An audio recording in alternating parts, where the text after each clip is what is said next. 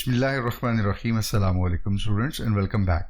Arrays की कुछ बुनियादी चीज़ें हमने डिस्कस की थी लास्ट टाइम। अगर आपको याद होगा तो हमने कुछ बुनियादी चीज़ें ये कही थी। अरे एक कलेक्शन है, कंटिग्यूस मेमोरी में स्टोर होती है, और अगर अरे के एलिमेंट्स को एक्सेस करना हो तो हमें अरे का इंडेक्स यूज़ करना होता है। और लास्ट ये हमने कहा था कि इंडेक्स जो है अरे का वो 0 से स्टार्ट होता है। जो अरे का साइज़ होता है उससे एक काम होता है। अगर अरे 10 साइज़ की है तो इंडेक्स जो है वो 0 से 9 तक होगा। आज हम देखते हैं कि अरेज के जो आगे कुछ कॉन्सेप्ट्स हैं उसमें सबसे पहला कॉन्सेप्ट है कि अगर आपने दो अरेज को कंपेयर करना हो या अरे का कंपैरिजन करना हो। एग्जाम्पल में हमने दो अरेज ली हैं। एक अरे का हमने नाम पर्पल दे दिया है, यानी पर्पल सब 5, ये 5 एलिमेंट्स की अरे है। और एक आप देख रहे हैं ब्लैक की हमने अरे ली है, ये ब्लैक उसका नाम है। तो दो अरेज में 5-5 एलिमेंट्स हैं दोनों के। तो कंपैरिजन से हमारा क्या मुराद होगा कि हमें पर्पल अरे का पहला इंडेक्स उसकी वैल्यू को ब्लैक अरे के पहले इंडेक्स यानी 0 इंडेक्स की वैल्यू से कंपेयर करना होगा। पर्पल के दूसरे इंडेक्स को ब्लैक के दूसरे इंडेक्स के साथ कंपेयर करना होगा कि ये बराबर हैं कि नहीं है। लाइक वाइज तीसरे को फिर हमें कंपेयर करना पड़ेगा दूसरी यानी ब्लैक की जो अरे का तीसरा इंडेक्स है।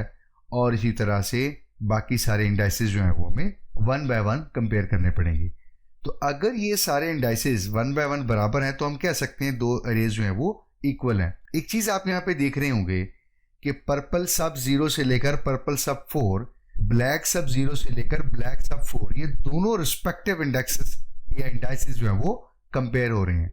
तो हम क्या कर सकते हैं, हमें जो समझ आ रही है वो ये है, एक लूप हम यूज़ कर सकते हैं जिसको हम 0 से लेकर 4 तक यानी 0 से लेस देन 5 तक आइटरेट करेंगे हम 5 दफ़ा। और हर दफ़ा हम ये देखें कि पर्पल सब ए इज इक्वल टू ब्लैक सब ए, यानी पर्पल का जो पहला इंडेक्स 0 है वो ब्लैक के 0 के बराबर है। फिर लूप सेकंड टाइम जब चले तो पर्पल का 1 जो है वो ब्लैक के 1 के बराबर है। And like wise for all the indices. तो हम ये चेक करते जाएं कि क्या पहली अरे का वो दूसरी अरे के इंडेक्स 0, 1, 2, 3, 4 के रिस्पेक्टिव इंडेक्सेस बराबर हैं। तो हम फिर फाइनली कह सकते हैं कि ये दोनों अरेज जो हैं वो बिल्कुल बराबर हैं। अरेज को इस तरह से कंपेयर किया जाता है।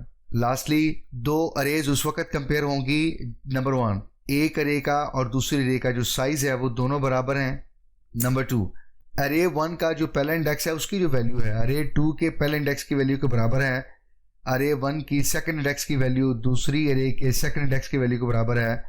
तीसरे चौथे के बराबर, पांचवें इंडेक्स के बराबर, एंड लाइक वाइज। तो यूं हम अरे 1 की हर एक इंडेक्स की वैल्यू रेलेवेंट इंडेक्स जो अरे 2 में है उसकी वैल्यू से कंपेयर करते जाएंगे, चेक करते जाएंगे दोनों वैल्यूज बराबर हैं और क्या आया अरे के सारे इंडेक्सेस की अरे 2 के सारे इंडेक्सेस की वैल्यू रिस्पेक्टिव बराबर हैं। तो हम फाइनली कह सकते हैं अरे 1 जो है वो अरे 2 के इक्वल है। तो चलिए हम अपने आईडी के ऊपर और इस एग्जाम्पल को जरा कोड करके देखते हैं और चेक करते हैं दो गिवन अरेज के लिए कि वो कब इक्वल हैं और कब इक्वल नहीं। तो हम अपनी आईडी पे आ गए हैं और यहाँ जैसे हमने एग्जाम्पल में दो अरेज ली थी, ऑब्वियसली कंपेयर हमने करना है तो दो अरेज को कंपेयर कर रहे हुए। तो हम यहाँ पे क्या करते हैं, दो अरेज जो हैं वो डिक्लेयर कर लेते हैं।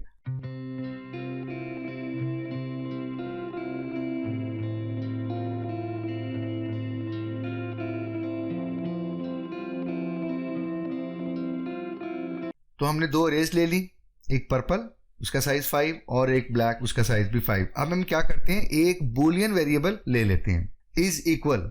ये हमने एक बूलियन वेरिएबल लिया है, इसको हमने 0 से इनिशियलाइज करा दिया। 0 से मतलब फॉल्स या 0। बूलियन वेरिएबल की दो वैल्यूज हो सकती हैं, या 0 या 1 या फॉल्स या ट्रू। ये अभी आगे हम देखेंगे कि इसको किस पर्पस के लिए हमने यूज किया हुआ है। असल में हम चाहेंगे कि अगर इनके एलिमेंट्स रिस्पेक्टिव जो हैं वो चेक करने के दौरान बराबर हैं तो हम इसको ट्रू करते जाएंगे, और बराबर नहीं है तो फिर हम इसको फॉल्स कर देंगे। तो हमने कहा था कि हमने 0 से लेकर 5 तक आइटरेट करना होगा। तो हम एक फॉर का लूप लेते हैं, इंटीजर वेरिएबल ए को 0 से स्टार्ट करते हैं लेस देन 5, और हम क्या करते हैं, चेक करते हैं जो हमारी पर्पल की सब ए इंडेक्स है वो बराबर है अगर ब्लैक सब ए के, यानी पहली बार अगर ए यानी 0 है तो पर्पल का 0 ब्लैक की 0 के साथ कंपेयर हो रहा है, और इसी तरह 1, 2, 3, 4। तो एक इंडेक्स जो है वो कंपेयर हो रहा है दोनों अरेज का। तो यहाँ पे हम ये चेक करते हैं कि अगर ये दोनों बराबर हैं तो हमने इज इक्वल का जो ऊपर बूलियन वेरिएबल लिया था 0 से इनिशियलाइज किया था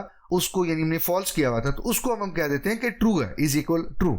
अगर ये दोनों इंडेक्सेस बराबर हैं और अगर ऐसा नहीं है, बराबर नहीं है, तो एल्स में हम जाके दोबारा उसको फिर से फॉल्स कर देते हैं। और अगर कोई भी इंडेक्स बराबर नहीं है तो ऑब्वियसली बात है आगे बराबर भी हो तो इससे कोई फर्क नहीं पड़ता। एक इंडेक्स अगर बराबर नहीं है तो हम यहाँ पे लूप से बाहर निकल जाएंगे, हम कहेंगे आगे चेक करने की जरूरत नहीं है, आप यहीं से बाहर निकल जाइए, तो हम यहाँ पे ब्रेक ले लेंगे। यानी हम इंडेक्स चेक करते जा रहे हैं, कहीं दरमियान में एक भी इंडेक्स दूसरी इंडेक्स के यानी एक अरे का दूसरी अरे के कोई भी एक इंडेक्स बराबर नहीं मिला, तो हमने वहां पे इज इक्वल को दोबारा फॉल्स कर दिया कि हाँ जी बिल्कुल ये इक्वल नहीं है, 0 कर दिया। अब हमें मजीद आगे बाकी इंडेक्सेस चेक करने की जरूरत नहीं है, तो हम यहीं से ब्रेक करके बाहर आ जाते हैं। अब हम देखते हैं कि अगर हमने पूरा लूप आइटरेट कर लिया और उसके बाद अगर हमारे पास इज इक्वल 1 रहा, तो उस सूरत में हमें चेक करना पड़ेगा कि इफ इज इक्वल, अगर उसमें 1 है तो इसका मतलब ये है कि दोनों अरेज जो हैं वो बराबर हैं, तो हम ये सी आउट करवा देते हैं, बोथ अरेज आर इक्वल। और अगर इज इक्वल में 1 नहीं है यानी 0 है, तो उसका मतलब ये होगा कि वो both arrays are not equal. तो हमने वही स्टेटमेंट एल्स में जाके प्रिंट करवा दी है। ठीक है, यानी हमारी अरेज इक्वल है या नहीं है, वो वैल्यू कहाँ पड़ी हुई है, फ्लैग कहाँ पड़ा हुआ है, इज इक्वल के अंदर। और अगर अरेज इक्वल है तो वो 1 है, इसकी कंडीशन जहाँ पे सारे लूप में ट्रू होगी। और कहीं पे भी अगर कंडीशन एक दफ़ा भी फॉल्स होती है तो इज इक्वल में 0 डाल देंगे। और इसको जरा एग्जीक्यूट करके चेक करते हैं, तो आप देख सकते हैं पर्पल और ब्लैक अरे दोनों में 1 2 3 4 5 वैल्यू स्टोर की हुई है। तो अब आपको यहाँ पे मिल रहा है बोथ अरेज आर इक्वल। ठीक है, यानी एक अरे के सारे एलिमेंट्स या उनकी वैल्यूज दूसरी अरे की सारी वैल्यूज के बिल्कुल बराबर हैं, तो यहाँ पे हमें बोथ अरेज आर इक्वल मिल रहा है। अब हम क्या करते हैं, इंटेंशनली कोई एक वैल्यू जो है ना वो पहली अरे की, उसको चेंज कर देते हैं। यहाँ पे 2 की बजाय हम 3 कर देते हैं, यानी पहली अरे को हमने एक वैल्यू उसकी चेंज कर दी है। तो अब हम देख सकते हैं कि नॉट इक्वल आना चाहिए, कंपाइल करते हैं और ये देख लीजिए both arrays are not equal.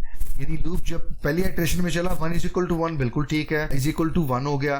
दोबारा जब लूप चला तो 3 इज इक्वल टू 2 ये फॉल्स हो गया, तो अब इज इक्वल क्या हो गया 0। और ब्रेक से क्या हो गया, हम बाहर निकल गए। हम यहाँ से पूरे लूप से ब्रेक करके बाहर निकल गए और हमने कहा नहीं, एक भी एलिमेंट अगर इक्वल नहीं है तो इसका मतलब ये है कि पूरी अरे फिर दूसरे के कंपेयर करने से कोई फायदा नहीं है, वो इक्वल नहीं होगी।